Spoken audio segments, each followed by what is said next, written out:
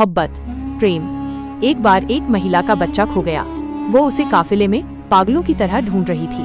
वो हर आदमी से बच्चे के बारे में पूछ रही थी। अंत में उसे अपना खोया हुआ जिगर का टुकड़ा मिल गया। उसने लपक कर उसे अपने सीने से लगा लिया, लेकिन उसे यकीन नहीं आ रहा था।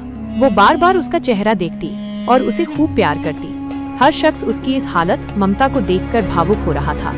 ठीक उसी समय आप सल्लल्लाहु अलैहि वसल्लम सहाबा किराम साथियों की ओर मुड़े और फरमाया, तुम्हारा क्या ख्याल है, क्या ये औरत अपने बच्चे को आग में डाल सकती है?